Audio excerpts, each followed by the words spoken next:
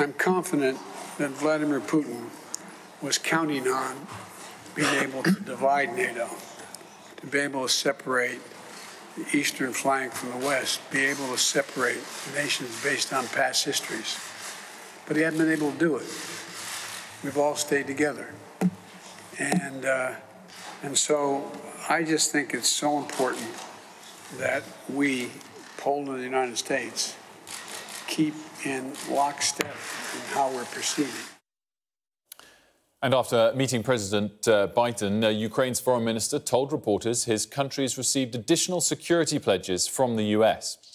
Ukrainian stamina and Western weapons, mostly American weapons, is the recipe for success on the battleground. Today we did receive additional promises from the United States on how our defense cooperation will evolve. We are grateful to the United States on this military thing. Our security and defence editor, Deborah Haynes, has the latest from those talks in Warsaw. Just over there is where the Polish presidential palace is, which is where the bilateral meeting between Joe Biden and his Polish counterpart, President Duda, took place.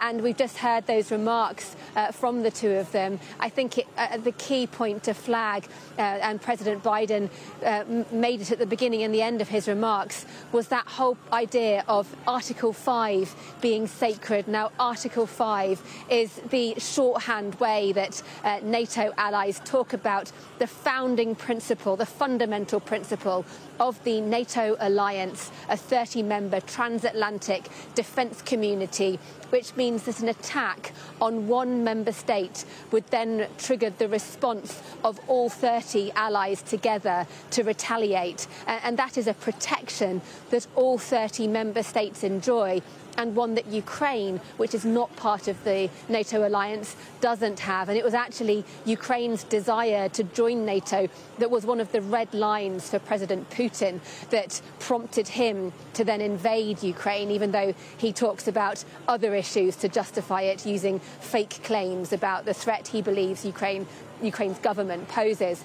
But for Poland, which borders Ukraine, and you got this sense from what the Polish president was saying, the crisis here is so close. It's already affecting this country because of the wave upon wave of Ukrainian refugees fleeing here. But at the same time, any mistake, perhaps, from the missiles and military attacks that Russia is launching against Ukraine, were they to stray across the border into Poland, then that would trigger potentially drawing Poland into the war and blowing it up into a war that involves NATO, because, like I said, Article 5 is this fundamental principle, a sacred one, in President Biden's words. And it's really interesting as well to note that this US president, takes so much care to repeat to his NATO allies that the US is absolutely behind that principle of Article 5, because it's something that his predecessor just didn't do. Donald Trump, you'll know, had a very uneasy relationship with NATO, and that Article 5 principle was under him something that people would often talk about with concern.